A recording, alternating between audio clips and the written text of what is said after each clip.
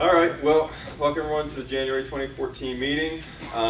Today we have Judge Jennemann down from Orlando.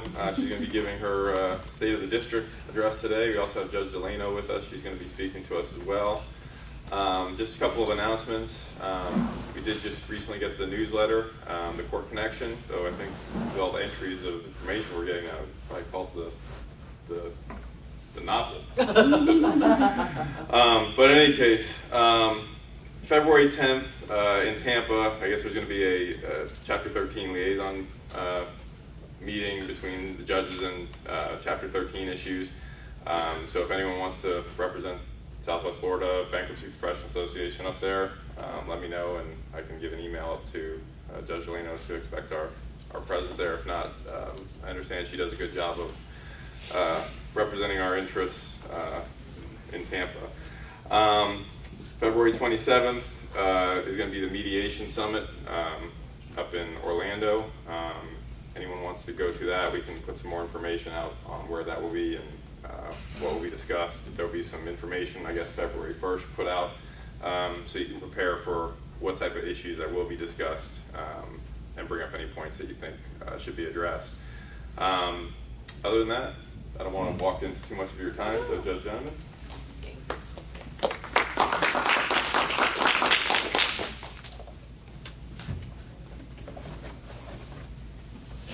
I'm always glad to come down and talk to everyone down here, as I'm going to give you the same general comments I've given to all of the bars around the state. You're the third stop that I've had, and I really appreciate the willingness of you guys to let me talk to you once a year. And that I want to share the information of what we've done and where we're going. Let me first correct one thing. On the Judicial Liaison meeting in Tampa on February 10th, the judges in Tampa and Judge Delano invite people, so I didn't mean to open an open invitation, but I have a feeling that she'll work with whomever in the bar would like to. So it is a good forum to have ideas that can be raised. But let me start my comments with a story. And you know, it was a little chilly last night. I don't know if you got the frost that was promised or not, but it was a little chilly last night. But imagine if it was up in Minnesota and you're driving down the road, you're in a two-seater car, it is freezing outside, and you're in the middle of nowhere. And you look over and you see a car that's crashed into a tree and slid off the road. And there are three people in this car. There is your best friend from high school, who you have done everything, fraternities, college, everything with. There's an elderly woman, say really elderly, very frail. And then there's whomever you can choose that you want to put in that car with those two people. For me, you may remember a couple of years, it would be Daniel Craig. So you got three people in this car, and you've got to decide what you're going to do. You're in a two-seater, and you've got three people, and you can't fit them all in. What do? That's sort of like what it's been being chief judge. You have all of these great options. You want to save them all first, but you have to pick what's best. And you have to move towards some plan to see which is the order that you can accomplish things in. And so I'm going to sort of reflect upon that in a minute. But in terms of what I would do when I saw that stranded car beside the road, it's very simple. I would ask my best friend to take the elderly woman back to safety, to get a car to come back and rescue me, and I'd stay behind with Daniel Craig. So that would be my solution. When I took over as chief judge, it's been a little over 2 years now, and I articulated a goal to think district-wide. And you have seen so many changes, and my staff right now is at the point of chafing at the bit because of the changes that we've wrought and the processes imposed upon trying to think district-wide. We've also really learned, and this has been the most successful one I'm most proud of, to think from the bottom up. We are listening to staff, we're listening to new attorneys, we're listening to the bars, we're listening to people. So that has really gone very well. What we've not done as well is to slow down, to speed up.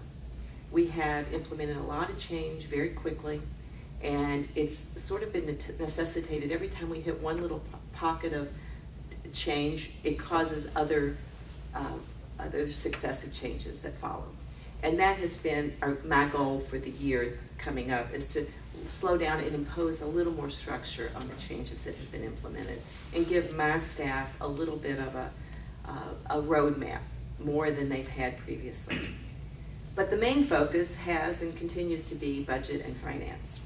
And our filings are slightly better than the national number of bankruptcy filings. Nationally, the bankruptcy cases were down about 12%.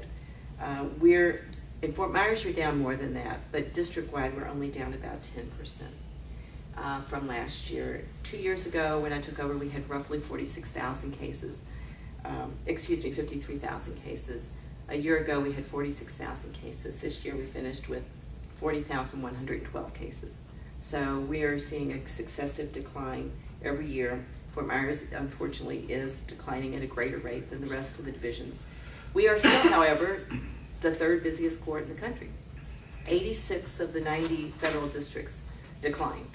So virtually no one is increasing, and we are doing slightly better district-wide than the national average. With the decline in filings, we also see a decline in our staffing. Right now, nationally, there is onboard staffing in clerk's office of around, in 13 was 3,600 people. That was down over 1,000 people from 2 years earlier. So nationally, they have lost about 22%.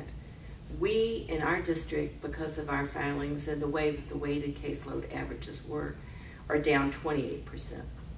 So when I took over, we had roughly 127 people. In 2012, we went down to 106. We now have 90. That is everybody. That is the clerk.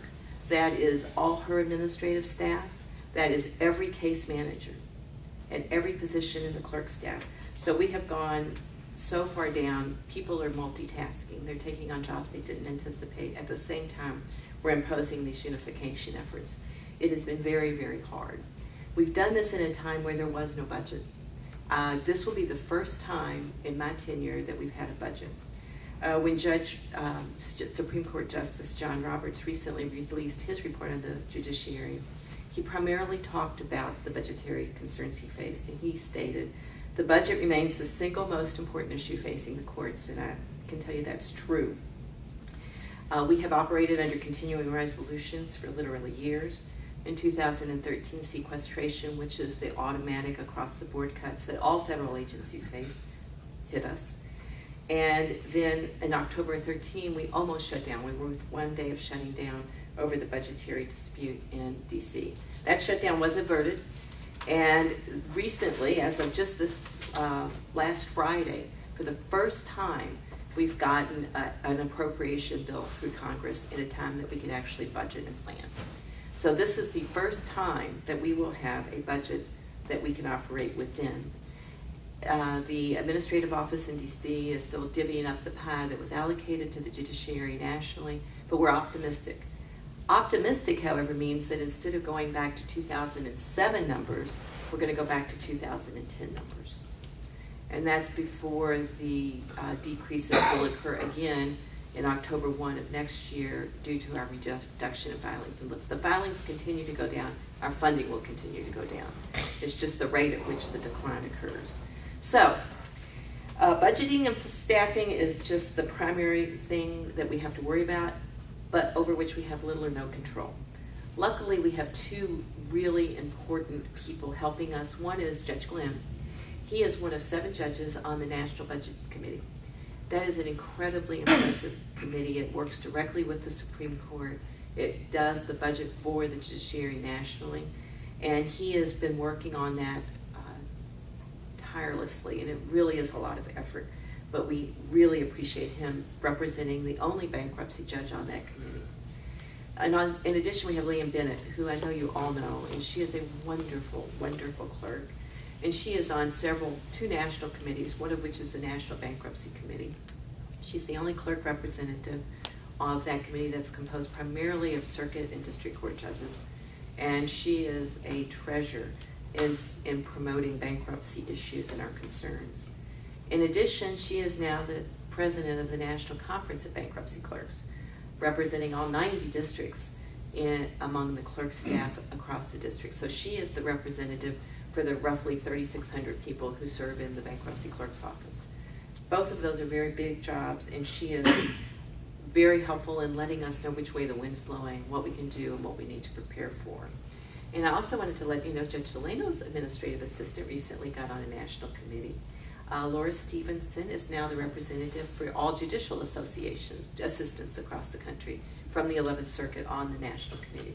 And that's a really big deal. So I wanted to just give Laura a shout out, and you might want to tell her congratulations if you call her office. So what happened in 2013? For me, the biggest change was that I got a new judge in Orlando. Judge Jackson joined us. She was sworn in on March the 5th, so she's approaching a 1-year anniversary. She had her investiture on June the 21st, and she's really made a refreshing difference to the court. She brings practical experience. I haven't practiced in over 20 years, and many of us have lost those recesses of what it's like to bill and collect and do that sort of thing, whereas Judge Jackson is so recently from private practice that she's really brought that that remembrance and that experience that's really been helpful. So I hope you get to practice in front of her soon. She's lovely, and come to Orlando and meet her at any time. We also, the clerk's office has implemented a help desk improvement. And help desk is our way of how we get you information on two primary fronts. One is the technology side, when you have CMECF questions or technology issues or problems. The other is when you have case management questions and issues and problems. So for both of those, the help desk is where you and your staff should go. 2 years ago, we had 6 people answering help desk questions, live people answering questions. As of next Friday, we will have 2 people doing that same job. So they physically can't answer all the phones across the district. And so we have automated it where you can send in e-questions, and they'll get routed to the right person quickly. You will get a faster response if you use the digital e-request on the help desk. There's modules on our website, and please look at them. Please have your staff look at them. But it can be a case management question, or it can be a technology-related question. Of course, you can still call the case managers. They will still be there, but you will get a faster response if you use the digital automated help desk. So I would ask you to at least try it. We've also, and this is going to be something that's going to impact you more than some, we're eliminating judge teams across the district. It will occur in Tampa on February the 3rd. And that when I say Tampa, I mean Tampa and Fort Myers. Judge Delano's team and Judge May's team will merge on February 3rd. They've been working together under the same supervisor, but the merging will help them. Because we're so small and we're down to such a few number, when one person has to be out for any reason, it's really hard for just a small group. Right now, each judge has 5 case managers, if that. So if one person's gone, that's a lot for another person to have to handle. By merging teams, we're going to have a lot more people to pick up, back up. And we think with this push to think, disregard, it also helps us identify differences, try to work on similarities, on things that are internal to the clerk's office. What we hope you will see is that you will see a greater consistency in responses, a greater responsiveness and processing, particularly of orders and things that are more staff intensive, so that the work gets done a little faster. Orlando actually did this a couple years ago, so we are well past the transition phase, and we love it. It has made the teams more cohesive, and the morale has gone up significantly, because we're asking these folks to do a lot. And this, we found, has been very, very helpful. I hope the transition in Tampa goes as well. I think it will. And I think you'll see the benefit of this particular way, that even with our shrinking size, we are still desperately trying to do our very best for you. Our mission hasn't changed. Our mission is still the same: to serve the public by processing and deciding bankruptcy cases with fairness, impartiality, and excellence, while treating everyone with dignity, integrity, and respect. And we really mean that. We talk about that. We share ways that has occurred in the office. And by merging the judge teams, we hope that we continue to provide that good service we want to do. Another change that has been implemented in 2013 was the new corrective entries improvements. And our IT staff has worked to help you correct mistakes, we hope easier to identify them and correct them. We all make mistakes. We make at the court. We make them all the time. That's life. It's human to err. All we ask is that you fix them, and we hope that the improvements will help you do that easier. And last year when I was here, before the state of the district, we had a small chat, and one of the issues that was raised were, could your staff get passwords to file? We call them filing agents. And as a result of a conversation that occurred across the hall in the 341 room last year, we went back, and our IT staff has now developed a program where your staff can get passwords. So that was implemented on August the 1st.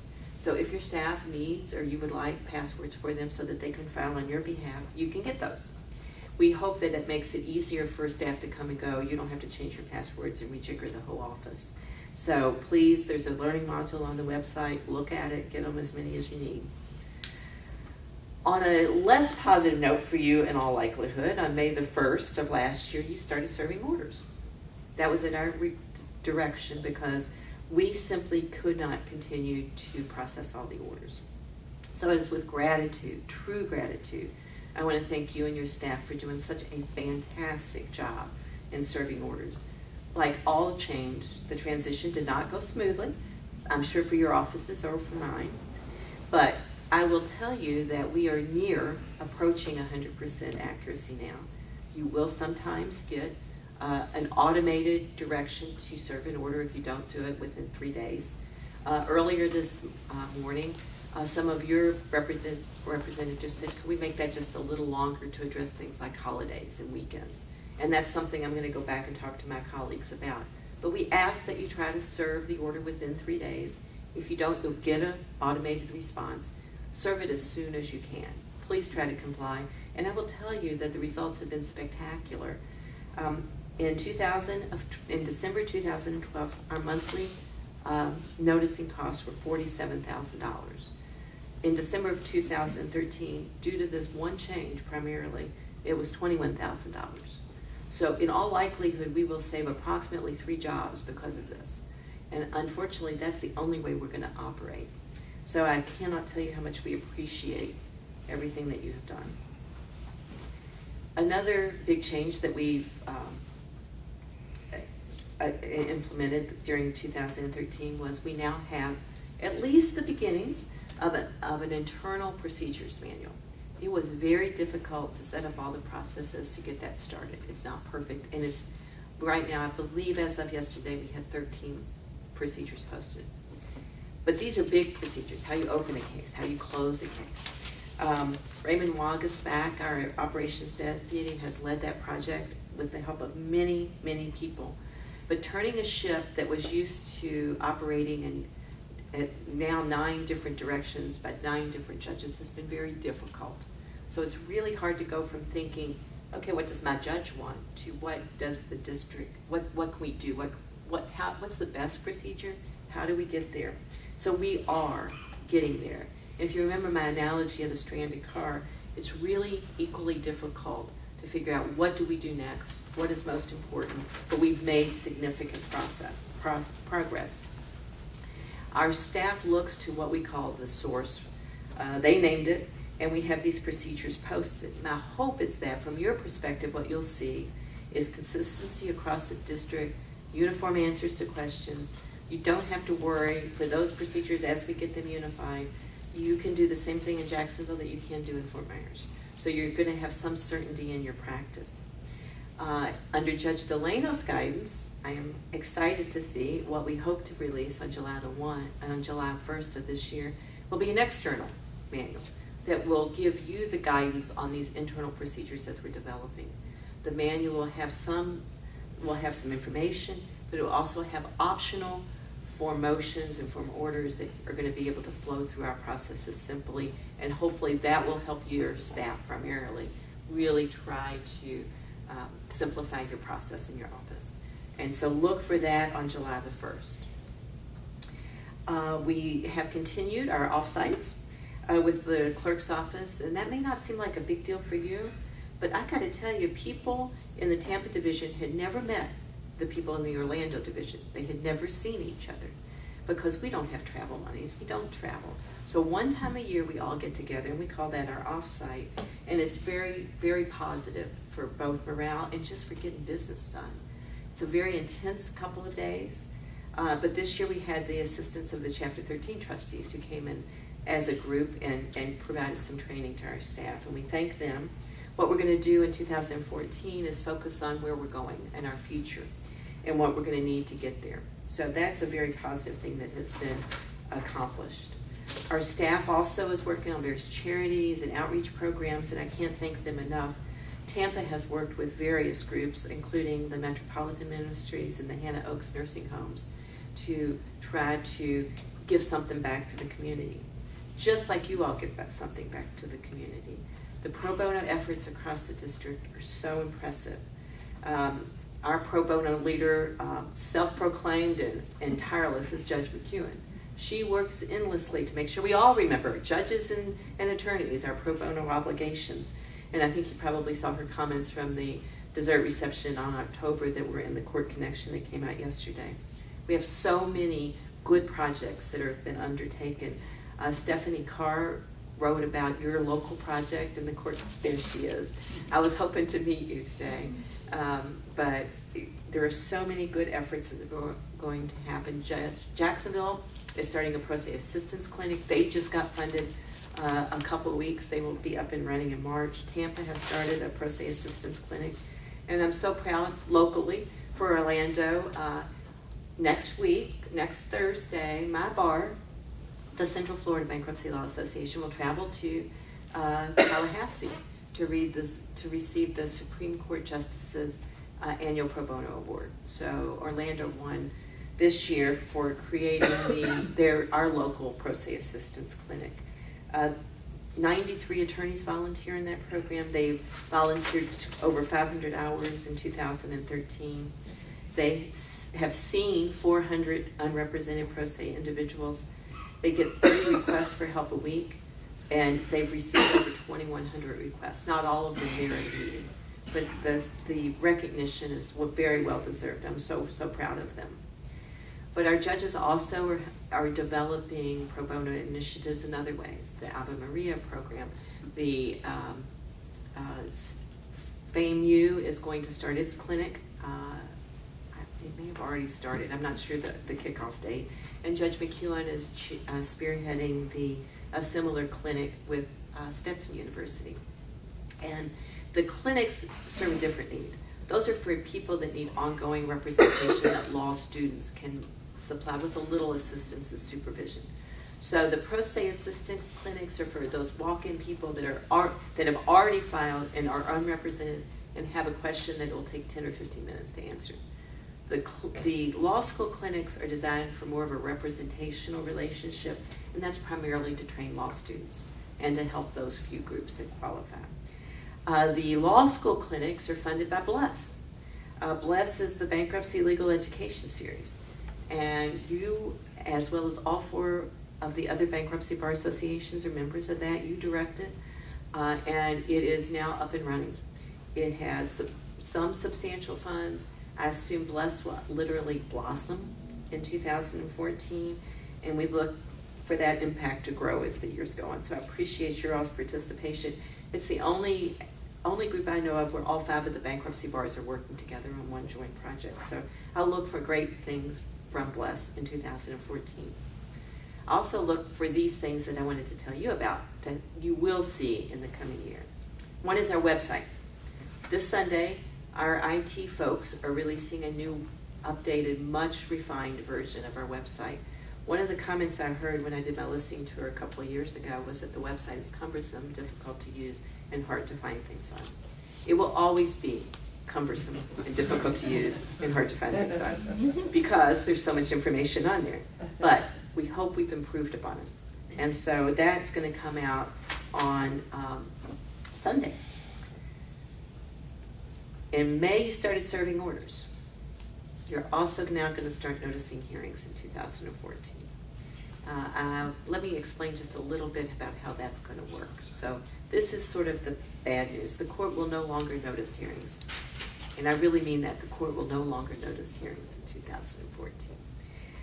In March, all of the Chapter 7 and 13 trustees in Jacksonville will start self-calendaring all of their hearings. The trustees will get to select the dates for all the motions that they would like to have heard. We're going to start in Jacksonville because they have been doing that under a different type of program for some time. So they're used to the process. We're going to have to change the method in which they do it, but they're used to the process. Once we get those bugs worked out, we're going to ask all the other 7 and 13 trustees across the district to start. I would anticipate that will probably be in April or May. I'm not sure how long it will take. In May, we're going to start a similar process with attorneys. It will not, however, be a self-calendaring process. You will be able to get a date that you can include in the motion, and if you file a motion without the hearing date, you'll get a notice from a docket entry from the court telling you to notice the hearing. We have many details to work out, some of which were suggestions that I heard from your bar this morning. We will get input from the steering committee on noticing concerns from the parties, but do anticipate that sometime between May and July, most attorneys will already be required to serve orders, and not only serve orders, but notice all hearings. We apologize, we wish we didn't have to do it, but we cannot do it anymore. So we're working towards that, and that will be probably the biggest change you're going to see from us during the year. Other things you'll see in 2014 was the statewide residential mortgage modification mediation summit that Mr. Feynman mentioned earlier. That's on February 27th. It's at the Orlando District Court. It's in their jury assembly room. I would encourage you to look at the website that was listed in the Court Connection yesterday when it issued, because come February 1st, they're going to have a number of materials posted for you to review in advance of that summit. The summit is designed to try to see what are the best practices in all the various mediation programs throughout the state. Everyone has some very good ideas. And the judges will be in attendance. All the 13 trustees will be in attendance. We want a good representative of debtors and creditors bar. And I'm very glad that some of the lenders, the decision makings from the 5 big banks, are all going to be there. We're not going to be able to ask them questions, but they're going to be there so that they can weigh in and hopefully streamline the process. If we can make it better for them, we make it better for everybody. And we want to make it simpler and more streamlined. So I encourage you to come. I will tell you that the room is limited in size and that we are getting a tremendous amount of interest. So if you want to go, sign up on the first day that you can and get in. And certainly we want people from Fort Myers, if we can, at least a representative, to come and participate because we want your opinions. The summit is just one way that we're trying to improve communication around the district. You saw the Court Connection, and yes, it was a novel, and I don't know quite, and I got to tell you, we did not put in a lot of things, and so it's getting a little bit large, so I probably need to actually cut it back in size. But I try to include something from every bar association, every edition. I publish it 4 times, publish it, whatever you call it when you put it out in digital form like that, but 4 times a year, January 15th or so, April, July, and October. Anything you would like to have included, please just get it to us around the first of the month of publication, and we'll do the best we can to get it in. The judicial liaison meetings are working well around the district. Orlando is actually going to adopt the Tampa model of having judicial liaison meetings by chapter so that we can get more chapter-specific issues raised at them. We'll start that in February, also February 24th. So we're glad to see these ideas cross-pollinated across the district. I'm very proud of the steering committee and their works on the steering committee. Richard Johnston is on the committee. Robert Tardif is on the committee from your group. I'm looking to see if I'm missing anybody else. Is that? I think that's it. The steering committee meets roughly once a month, although they've been working a lot harder lately. They sponsored the Bench Bar Conference on November the 6th. That was the meeting on the night before the View from the Bench. And we discussed 2 issues this year, discovery issues and adversary proceeding issues. You're going to see a local rule coming out of that relating to 2004 examinations. And you're also going to see the judges standardize, to the extent we can, adversary proceedings, processes and procedures this year. Also, relying upon the suggestions of the steering committee. Now, the judges don't just blindly adopt the recommendations of the steering committee, but I can tell you they are very persuasive. And we start with that as the beginning recommendation and then see how we can implement it. So the steering committee's opinion is incredibly valuable. We ask if you have issues, bring them to the steering committee. They will funnel their way to the judges. Recently, during the last year, the steering committee came to us with state procedures. And they made 8 recommendations. I think we adopted 6.5. We tweaked the others. We had our internal procedures folks, under Raymond's guidance, draft the procedures. Judge Delano is now working on the external version of that. We also, one of the recommendations from the steering committee is that we have a formal local rule for state procedures. And now Richard Johnston is going to work with Greg Champeau, who's on the local rules committee, to try to get that local rule, which will come to the judges at our meeting on February 27th. And then come April-ish or so, you'll get to comment upon it. Come July 1, we'll have a local rule on state procedures. So that all came about from the work of the steering committee and the local rules committee. So there is a way that this is working in tandem with the court at this point. We had a few questions that arose as we drafted our internal procedures. We sent them back to the steering committee. You saw that in yesterday's court connection. What happens with pending stay motions upon conversion and dismissal of the case? And we, by and large, implemented and approved that recommendation from the steering committee, which you can read in the newsletter. So I cannot stress enough how appreciative we are of the steering committee and how important their opinion is. And so I encourage you, ideas flow through that group. As we start requiring you to notice, we're going to ask them for their input. What can we do that would make it easier for you to notice? So we are working together in that, and I thank them. I also thank Judge Delano, who is really our procedure guru. She is like the master. And she runs the local rules committee. She's taken on the external procedure manual, which means she has to work directly with all of these various groups. And she has just been terrific. Greg Champeau is on her committee locally. We keep it very small. And quite honestly, it's really, Judge Delano goes and asks them every so often what they think. So she is doing the lion's share of the work. We're not going to have last year we had 18 new rules.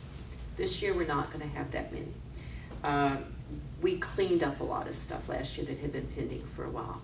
This year you can look to see some tweaks to admission to practice. Not so much the admission, but when you're done with the case, what do? How do you let us know when you're no longer eligible to practice law? We're going to implement a new local rule on confirmation in Chapter 11 cases.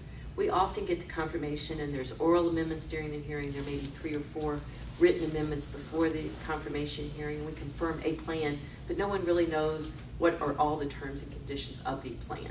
So that local rule is going to set forth the guidelines for what the confirmed plan terms are. And it won't be complicated. It will be either in a formal cleaned up plan or in the confirmation order itself. So it will not be difficult, but it will set forth how do you determine what is the terms of a confirmed plan. You'll see the new stay rule. You'll see the new 2004 examination rules. You'll see a new rule that addresses what is consent. We think we owe you some guidance on what it takes to be deemed consent. And there are different standards by every judge right now, I'll be candid. And so we've agreed, and that will come out in a local rule you'll see soon. We're also going to impose a post-confirmation reporting requirement in Chapter 11 cases on professional fees. We have sort of had it on avoidance actions that continue on post-confirmation, where we see the estate nothing more than professional fees with no recovery. And so the way we're going to just assess that is just to get the numbers of what it is what the numbers are. So all parties will have some transparent way to monitor what the cost of professional fees is in comparison to the recovery that's actually paid out. So you'll see that come out in a new local rule. You'll have the comment period in April and May. The new rule will be implemented in July. And then come August, we open up the website for suggestions for what we'll tackle in the 2014-15 year. So we're not taking ideas today on new local rules, but come August, you will have the opportunity to give us your thoughts as to what new local rules we should have. I think at that point we'll probably start cleaning up some of our really old and antiquated ones that nobody follows anymore, but we'll see where we go next year. We are meeting more, judges are meeting more, law clerks are meeting more, we're sharing ideas across the district.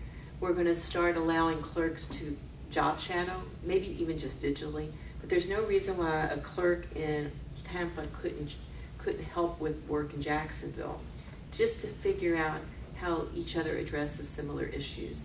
And so we're going to start doing that internally. If it's successful, we're going to invite selectively some of your staff to come in and see how we work.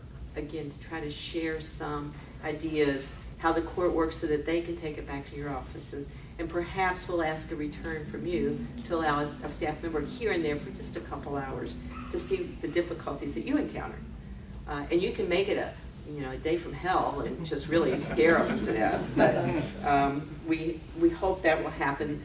It'll probably be over the summer, is my anticipation for that to start. This will not affect the Tampa and Fort Myers folks as much as the Orlando and Jacksonville folks, but the trustee assignment will be more standardized across the district. The U.S. Trustee's Office out of Tampa does a great job of doing the assignment of trustees, and that model is going to be migrated over to Orlando and Jacksonville to get the benefits of a good thing already working. The other big project, let me tell you how we're going to. Noticing is what we're going to implement first, and noticing, that means you're going to start noticing. That's what we're working on right now. After we get that ironed out and those bugs worked out, we're now going to tackle a next big project internally, which is orders submission and order tracking.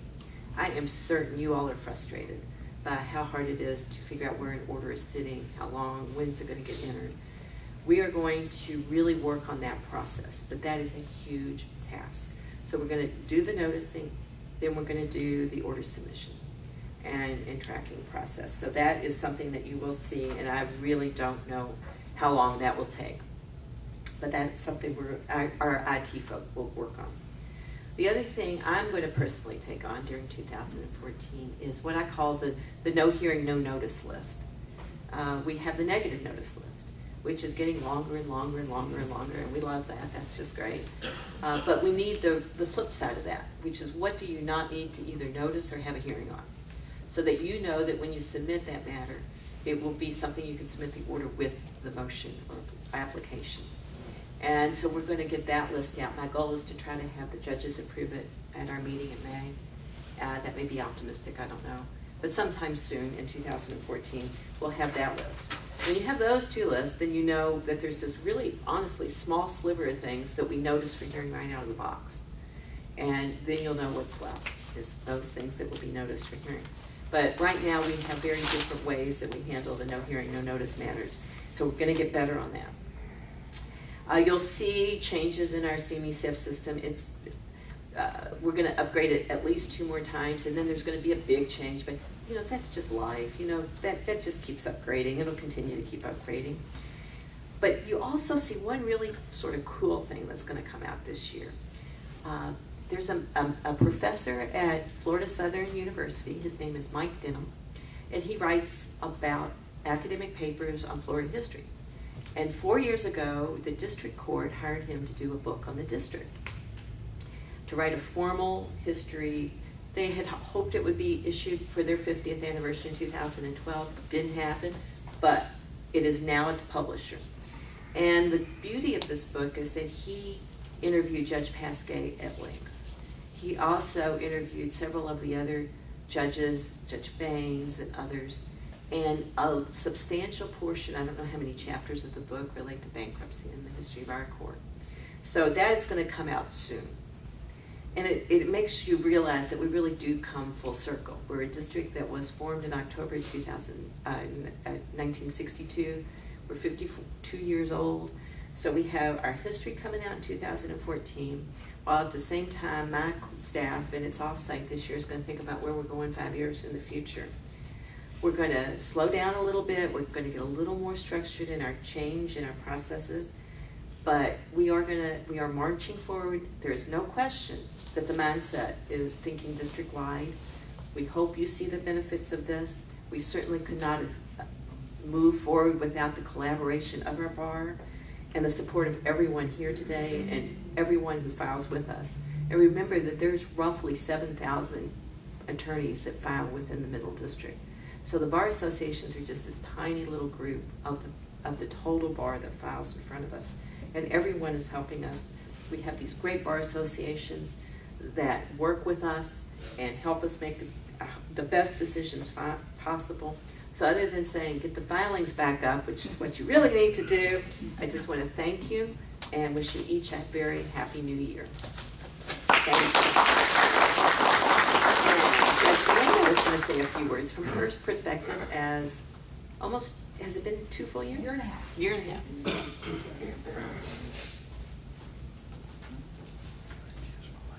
Hi, everyone. I just want to add a few words to Judge Jennemann's remarks. First of all, I want to thank Judge Jennemann for coming to meet with us. She has worked so hard to help our district become a unified district and a uniform district. And I think it really helps for the local bar associations and the local attorneys to get to see the chief judge. Judge Jennemann was here for the annual dinner. I think it was this last September, and she'll come again next September, I'm sure. And I think it's just great that she comes and spends the time with the bar. It's really great to get to know her, as I have enjoyed getting to know her over the last couple of years. Judge Jennemann talked about the numbers. The district is down about 10%, and as Judge Jennemann mentioned, the drop-off in Fort Myers has been more significant than that. Let me just give you the numbers. In 2011, we had 5,451 cases filed. This dropped 24% in 2012 to 4,107, and then dropped an additional 21.5% in 2013 to 3,224 cases. In 2011, 86 Chapter 11 cases were filed, and in 2013, only 17 Chapter 11 cases were filed.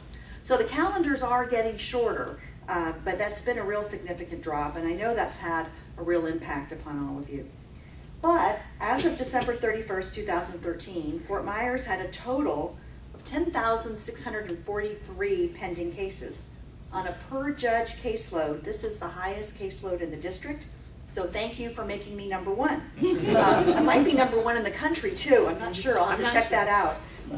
But seriously, as I mentioned, I know that these decreases have an effect on each of you, and while we're asking more and more from the attorneys who practice before the courts, we're also trying to streamline procedures and enable you and your staff to work more efficiently. One of the issues, and it came up before Judge Jennemann started speaking when I came in a little bit before the meeting, but one of the issues that comes up frequently is the costs that you all incur in serving orders and how you can recoup those costs. That's really the problem most often in Chapter 13 cases, because obviously it's a factor in what your fees are in Chapter 7 cases and impacts upon your total budget in Chapter 11 cases. Richard Hollander has kind of led the way in asking for service costs, and generally it's covered by our compensation local rule, and you can get 15 cents a page and actual postage for serving orders. You just have to ask for it, and you have to break it down in the motion and in your order granting the motion. You can also send your orders out to an outside service company and have them serve them for you, but just keep in mind, if you ask for it, you'll get it. Now, it's a little bit more complicated when you're serving motions, when you're going to be serving notice of hearings, and I'd like to talk about that in just a moment. It's a little bit more complicated when you're not actually filing something where you're asking for fees. When you're filing a motion, you can include the request for the costs. But if it's just ordinary work that you're doing and you're incurring more service costs, that's something we have to be aware of and have to figure out a way to see that you get compensated for it, or somehow that you're able to fit that into your cost structure. Judge Jennemann mentioned serving notices of hearing. And you know, I have a little bit of an advantage compared to my colleagues, which is I practiced in a very large district, the Central District of California, where we did things a little bit differently, and attorneys always serve notices of hearing. And you just get used to it, number one. But number two, if the mechanism is put in place to make it easier for you, it's not that difficult. For example, if you get your hearing date as you're filing your motion, you can include the notice of hearing with your motion. So for example, in California state and federal courts, a motion is not called a motion, it's a notice of hearing and motion for. It's all combined, so you only have to do it once. So I think one of the things that we'll be working on is procedures to streamline the process so that you're not serving a motion and then 3 days later serving a notice of hearing of that motion. And it seems to me that it makes perfect sense to combine those two in one mailing, both from a cost perspective, but also for the benefit of the recipient party. Because, you know, if you're, let's just pick on Bank of America, but if you're Bank of America and you get a motion to, let's just call it strip a lien one day, and then 3 days later, you get a notice of hearing on that motion to strip the lien, which of course you won't because it's on the negative notice list, but just using that as an example. You know, somebody in this behemoth organization has to match up the notice of hearing with the motion that came in. So it makes sense if those are both combined. And so as we work through this process, I'm sure we'll be working out ways to facilitate it and so that it's not too much of an additional burden upon you. Judge Jennemann talked about the liaison committees, and I think we've talked about this before. You all know that there are differently constituted liaison committees meeting every quarter in Tampa. David Feynman was kind enough to say that I'm doing a good job of representing Fort Myers' interests at those meetings. The reason he knows that is because I told him I'm doing a good job representing Fort Myers' interests at those meetings. If any of you would ever like to come up, as Judge Jennemann mentioned, it is an invitation-only event, but if any of you would ever like to come up for a judicial liaison meeting, just let me know. I have a little in with the committee chair, the liaison chair, Judge Williamson, and I can get you on the list. But just so you know, the way that they're constituted is every quarter there's a meeting focusing on different chapters, 7s, 11s, 13s, and sometimes just chapter 7 trustees because they have their own set of issues. And then there's a hand-selected group of invited guests that come, and hand-selected basically by Judge Williamson and by Cindy Burnett at the U.S. Trustee's Office. And the point is to have a balanced group there representing creditors, representing debtors, representing trustees. When we cover Chapter 13 topics, both Mr. Waggy and Mr. Smith come with attorneys from their offices. So there's really a balance.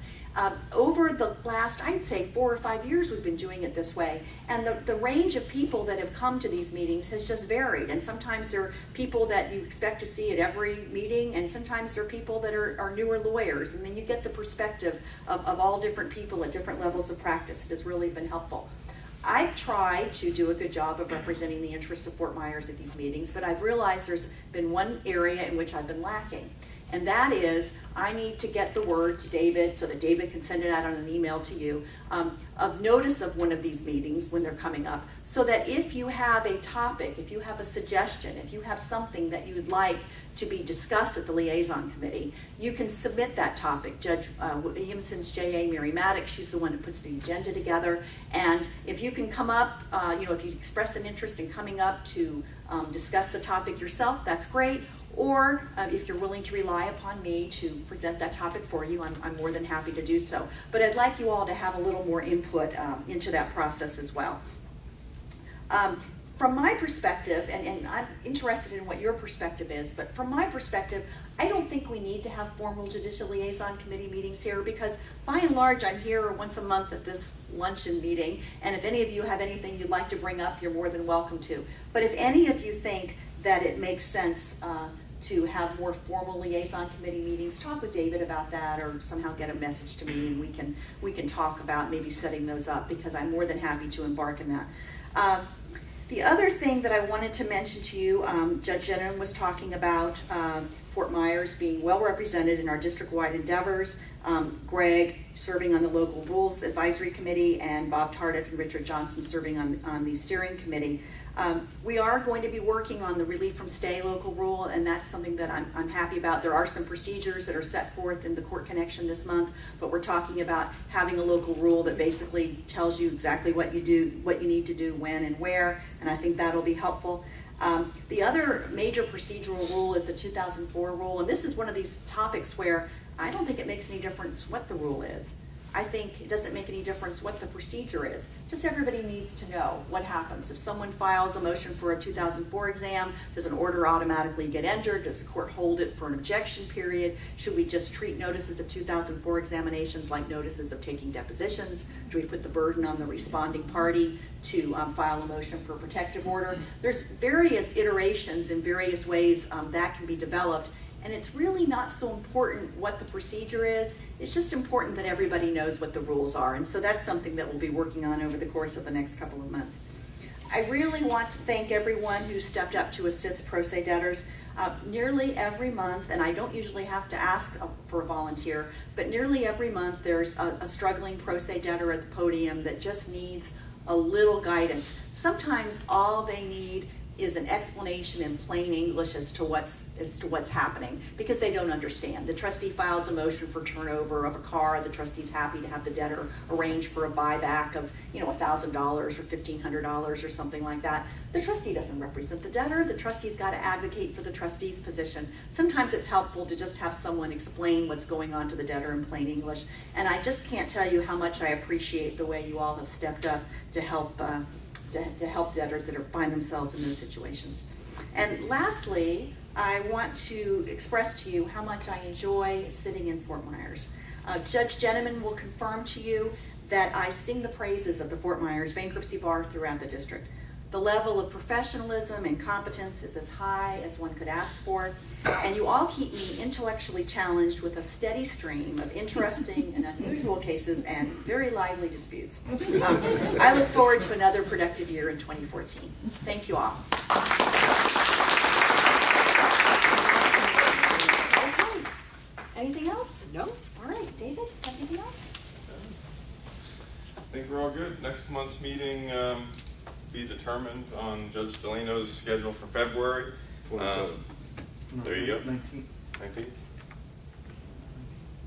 it's the 27th. I'll put an email out. No, I think it's before that. It's the 19th, because I'm gone. I'm still waiting on the Florida Bar to give us our CLE credit code for November's meeting, and now waiting for December's, and I don't know, did they give I you haven't yours heard yet? from this one. I don't know what's going on, but They're yeah, we apparently haven't. behind, so once those do come available, you will get an email with all the CLE credits that you should be earning for the Probably a meetings. lack of filings, so therefore their funds are down. Could be the reason. Yeah.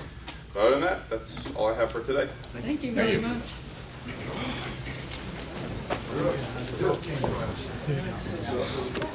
We do have